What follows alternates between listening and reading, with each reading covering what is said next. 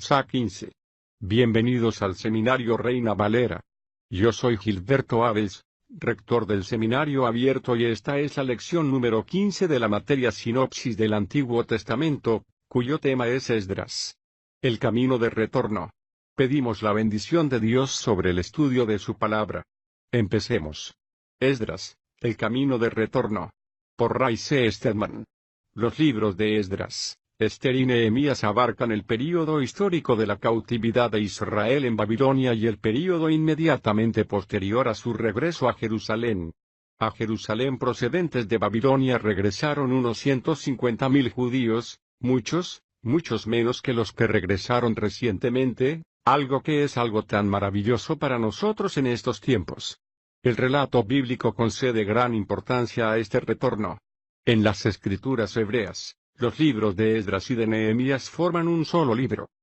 Estoy convencido de que los acontecimientos de estos dos libros son acontecimientos paralelos, un punto de vista que se diferencia del punto de vista tradicional.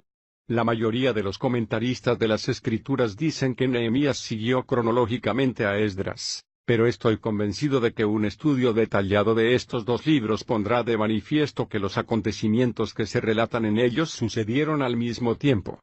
Esdras se interesa en la reconstrucción del templo, mientras que Nehemías se interesa en la reconstrucción de la ciudad y las murallas de Jerusalén. El templo fue lo último que fue destruido cuando la nación fue llevada cautiva. Fue el último baluarte, si podemos expresarlo de ese modo, del Espíritu de Dios. Es el último lugar, y ya sabemos que el templo representa al Espíritu, que se destruye cuando la persona deja de comunicarse con su Dios. Pero es al mismo tiempo el primer lugar donde Dios comienza su obra de restauración y, por lo tanto, el libro de Esdras, que trata acerca de la restauración del templo, ocupa el primer lugar en las Escrituras.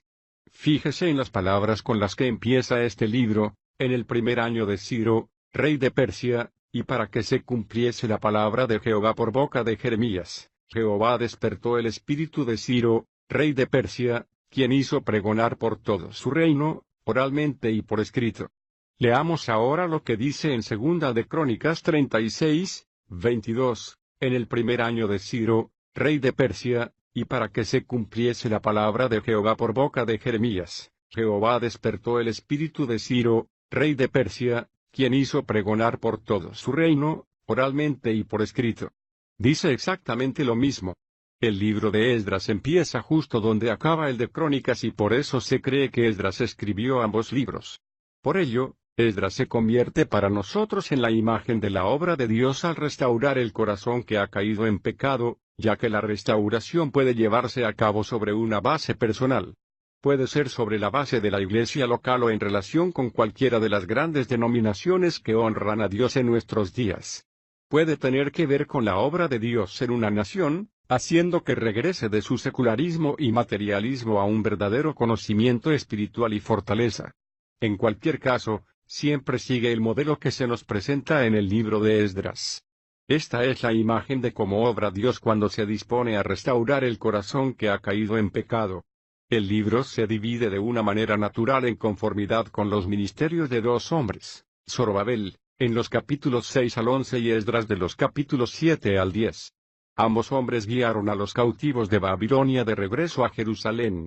Resulta interesante que Zorobabel fuese descendiente de David y que perteneciese a la línea real. Esdras descendía de Aarón el sacerdote, y también es un sacerdote. Aquí se ve claramente descrita la necesidad tanto de la obra del rey como la del sacerdote para hacer posible la restauración. La labor del rey consiste en construir, en este caso, reconstruir, y la del sacerdote en limpiar. Ambas cosas son esenciales para restaurar a una persona que ha caído en un estado de pecado. La restauración en la vida individual implica reconstruir el control del Espíritu de Dios por medio de la obediencia a la realeza y al señorío de Jesucristo. Por lo tanto, representa su ministerio como Rey en nuestras vidas. Significa el reconocimiento, de nuevo, del derecho que tiene Dios a ser nuestro dueño, a dirigirnos y a reemplazar los planes que hayamos hecho por los suyos, a cambiarnos y a tomar tanto decisiones insignificantes como de gran importancia en relación con nuestra vida, pero la restauración conlleva además la limpieza. El espíritu y el alma son limpiados por nuestro gran sumo sacerdote que, al confesar sinceramente el corazón humano su pecado, lavando y eliminando la culpabilidad, resolviendo el pasado y restaurándonos a fin de que podamos hallarnos en una situación de comunión y de bendición a sus ojos. Ahora bien, el volver del pecado es siempre la obra de la gracia de Dios.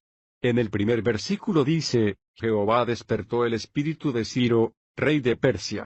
Y el versículo 5 dice, entonces se levantaron los jefes de las casas paternas de Judá y de Benjamín, los sacerdotes y los levitas, todos aquellos cuyo espíritu Dios despertó para subir a edificar la casa de Jehová que está en Jerusalén. Dios toma siempre la iniciativa. Ninguna persona, después de haber pasado por una experiencia de pecado, regresaría jamás a Cristo a menos que Dios la trajese de regreso. Esto es algo claramente indicado en el caso de estos israelitas. Cuando fueron a Babilonia, se convirtieron en un pueblo diferente.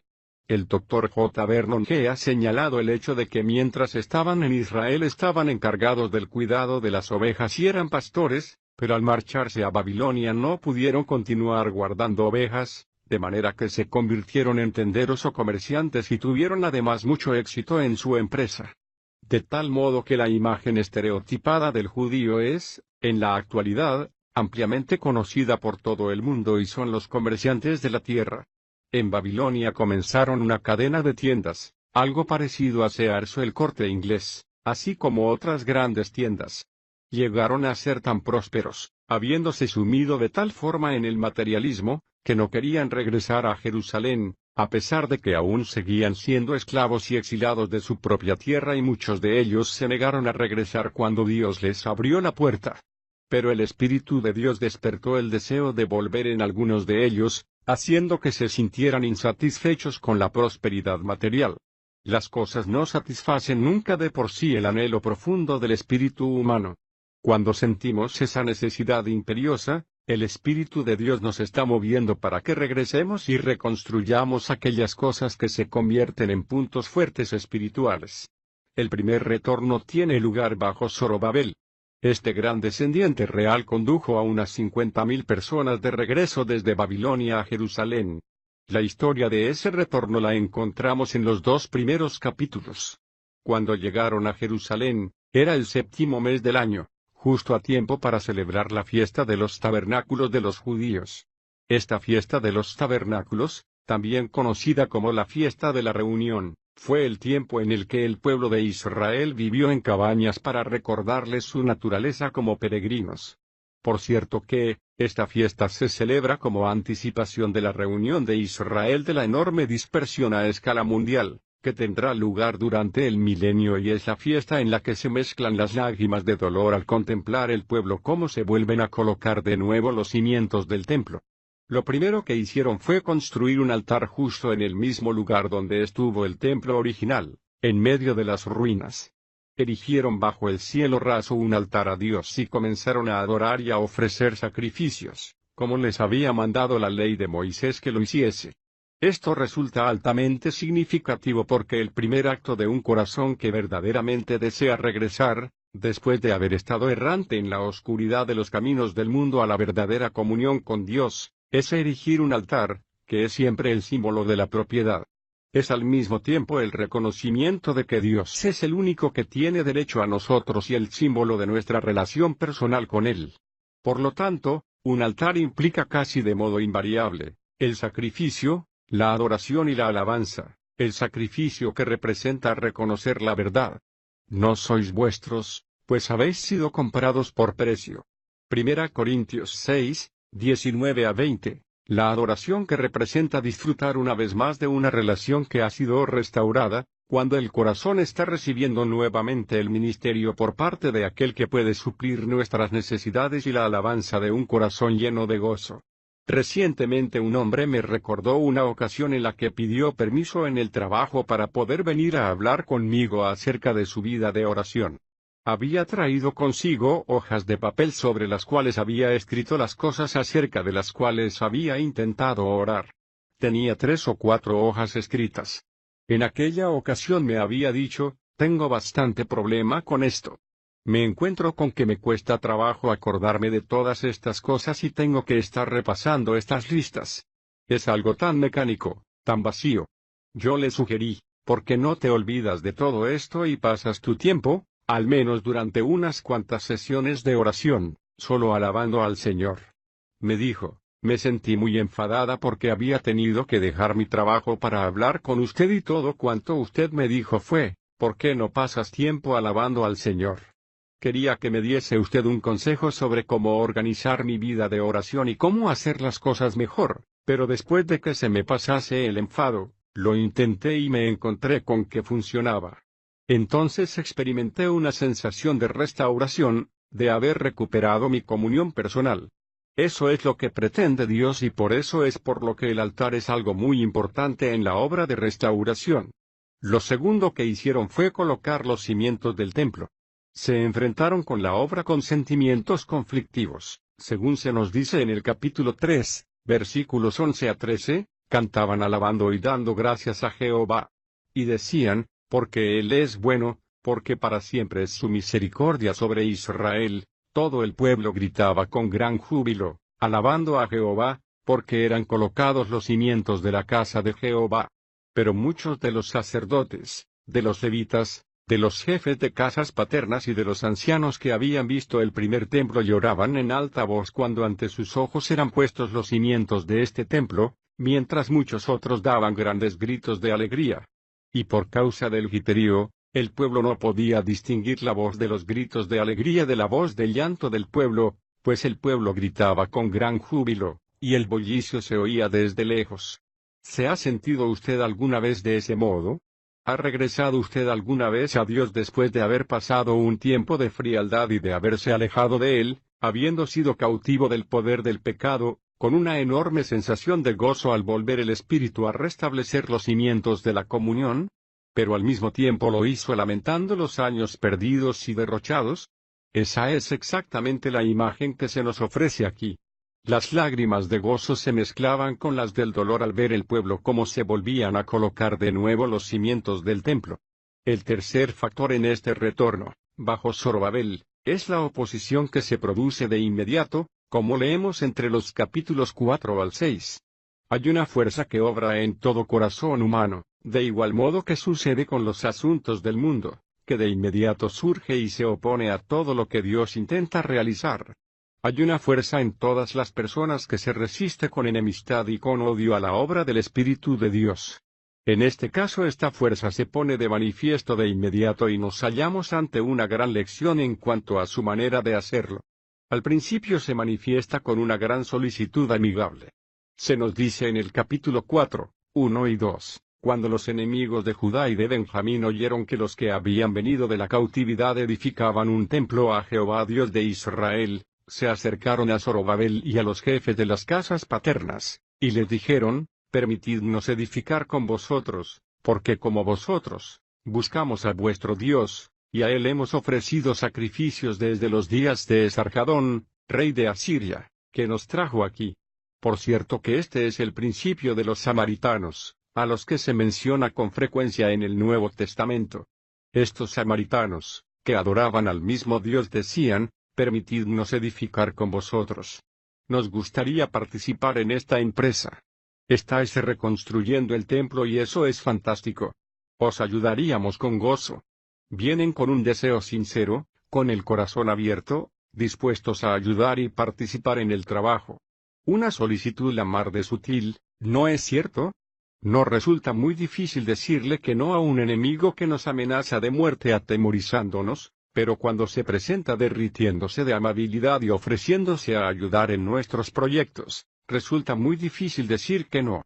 La única manera que podemos conseguirlo es si nuestro corazón está dispuesto a obedecer a la palabra de Dios, como lo estuvieron estas gentes, acerca de las cuales nos dice el versículo 3, pero Zorobabel, Jesúa y los demás jefes de las casas paternas de Israel les dijeron, no nos conviene edificar con vosotros una casa a nuestro Dios, sino que nosotros solos la edificaremos a Jehová Dios de Israel, como nos lo mandó el rey Ciro, rey de Persia. Puede que sus palabras les sonasen un poco santurronas, pero no era un mero capricho lo que les hizo contestar de esa manera. Dios había mandado que Israel no debiera tener comunión con otras naciones, ni participar con ellos en empresas relacionadas con la fe. ¿Qué significa esto? ¿Que estaba mal que una nación se mezclase con otra? No, esto es algo que se ha desvirtuado y distorsionado y se ha aplicado actualmente a situaciones en las que no tiene aplicación. Quiere decir sencillamente que Dios rechaza totalmente la filosofía del mundo al realizar su obra en este mundo porque existe una religión mundana. Existe una filosofía que intenta interponer conceptos mundanos, filosofías mundanas y métodos mundanos en las vidas del pueblo de Dios. Dios sencillamente ha dejado muy claro que debemos de rechazar estos conceptos. La filosofía con la que el mundo defiende sus actos y sus actitudes es totalmente contraria al Espíritu de Dios. El mundo es un reflejo del espíritu del demonio, que es el Dios de este tiempo. Mediante la filosofía, promuévete a ti mismo, hazlo para tu propia gloria. Úese a las costumbres religiosas para promocionar tus propósitos y para conseguir admiración, poder, fama o lo que pueda desear tu corazón. Úese a la religión para conseguir tu propia satisfacción. Pero aquí Dios está rechazando este principio. El máscara de amistad que se ofrece se convierte rápidamente en odio. Leemos en los versículos 4 y 5, entonces el pueblo de la tierra desmoralizaba al pueblo de Judá y lo amedrentaba, para que no edificara. Contrataron consejeros contra ellos para frustrar su propósito durante todo el tiempo de Ciro rey de Persia.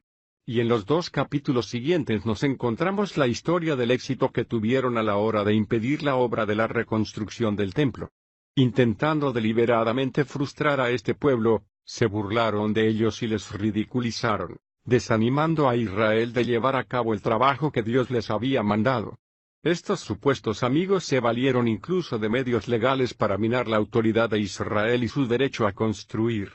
Esto es lo que sucede cada vez que alguien quiere ponerse de parte de Dios, como escribió Pablo a los Gálatas, porque la carne desea lo que es contrario al Espíritu. Gálatas 5, 17. Esta es la imagen que tenemos aquí y dicho principio tuvo bastante éxito. Se detuvo el trabajo durante 16 años y el templo quedó a medio terminar, llenándose de maleza y hierbajos, por lo que cesó de nuevo la adoración. Entonces envió a 2 profetas, Ageo y Zacarías. Estos 2 hombres eran los instrumentos de Dios para conmover los corazones del pueblo. El momento en que el pueblo se volvió a Dios, también se volvieron hacia él los corazones de los reyes, Darío y Artajerjes, por lo que emitieron un decreto para que comenzase de nuevo la obra del templo y finalmente se pudo acabar el trabajo. En el capítulo 6 leemos que lo primero que hicieron fue celebrar la Pascua, marcando el principio de su vida bajo la autoridad de Dios. De manera semejante, usted no podrá hacer que su conversión tenga sentido a menos que tenga comunión con el Dios vivo porque no tendrá usted nada que celebrar. No tendrá usted nada que agradecerle a Dios a menos que esté usted disfrutando la gloria y la luz celestiales en su corazón y solo cuando tenga usted comunión, se construirá el templo, a fin de que la Pascua pueda ser un motivo de gozo para usted. La última parte del libro está relacionada con el ministerio de Esdras, que también guió el retorno a la tierra. Esdras fue un hombre extraordinario, un sacerdote perteneciente al linaje de Aarón. En el capítulo 7, versículo 6, se nos dice, este Esdras, quien era escriba versado en la ley de Moisés, que Jehová Dios había dado, subió de Babilonia. El rey le concedió todo lo que pidió, pues la mano de Jehová su Dios estaba con él. ¿No le gustaría a usted que escribieran eso acerca de usted? ¿El rey le concedió todo lo que pidió? ¿Qué clase de hombre era este, del que un rey gentil pagano tiene tan elevado concepto que está dispuesto a concederle a Esdras todo lo que quiera? El secreto del carácter de este hombre lo encontramos en el versículo 10, porque Esdras había preparado su corazón para escudriñar la ley de Jehová y para cumplirla. Eso es algo maravilloso, ¿no es cierto? Puede que seamos estudiantes de la Biblia, pero, ¿somos hacedores de ella? Para escudriñar la ley de Jehová y para cumplirla, a fin de enseñar a Israel los estatutos y los decretos. Como resultado de ello, Esdras pudo pedir al rey lo que fuese y éste le habría de conceder lo que pidiese. Ahora bien, este hombre era un hombre de la palabra y, por ello precisamente, Dios le envía a Jerusalén para fortalecer y embellecer el templo porque esa es la obra de la palabra de Dios en nuestras vidas. Fortalece y embellece el aspecto relacionado con la comunión que tenemos con Dios. Esdras fue a Jerusalén y se encontró con una situación increíble. En el capítulo 9 Esdras escribe: acabadas estas cosas, se acercaron a mí los magistrados y dijeron: el pueblo de Israel, los sacerdotes y los levitas no se han separado de los pueblos de las tierras en cuanto a las abominaciones de los cananeos, los heteos, los fereceos, los jebuseos, los amonitas, los moabitas, los egipcios y los amorreos. Porque de las hijas de estos han tomado mujeres para sí y para sus hijos, y han mezclado la simiente santa con la de los pueblos de la tierra. Y los magistrados y los oficiales han sido los primeros en incurrir en esta infidelidad. ¿Qué significa esto? Estaban sencillamente exponiendo todo aquel desgraciado lío de nuevo, que había sido la causa de que la nación se hubiese debilitado. Eso fue lo que minó el poder de Dios entre ellos y finalmente fue la causa de que se dispersase el pueblo, dividiendo a las tribus y separándolas en dos naciones.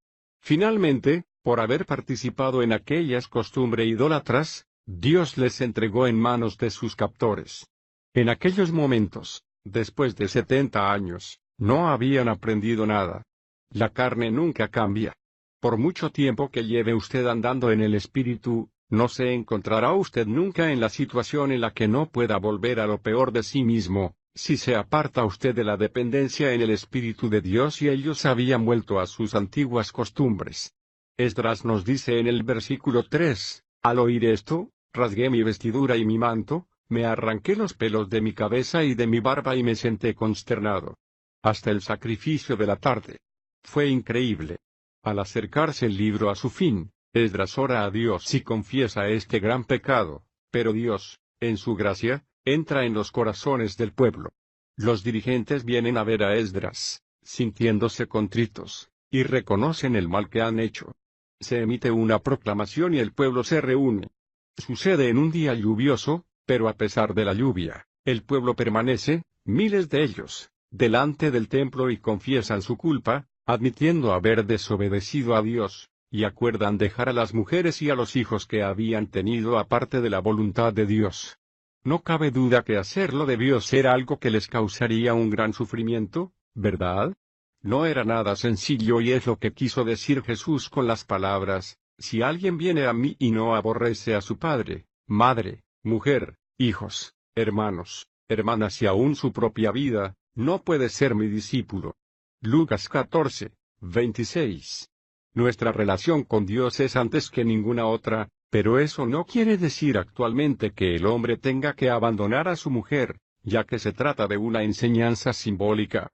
Lo que quiere decir es que hemos de dejar a un lado todo aquello que tenga su origen en la carne, cuya imagen son siempre las tribus de cananeos de la tierra, pero nosotros estamos encariñados con la carne, ¿no es cierto? Nos gusta sentirnos enfurecidos y resentidos con otras personas. Nos encanta guardar rencor, tener sentimientos de amargura o tener un espíritu incapaz de perdonar, que consume nuestros corazones, en contra de alguien. Nos encanta. No queremos renunciar a eso. Pero estas cosas pueden producir enfermedades físicas en nosotros.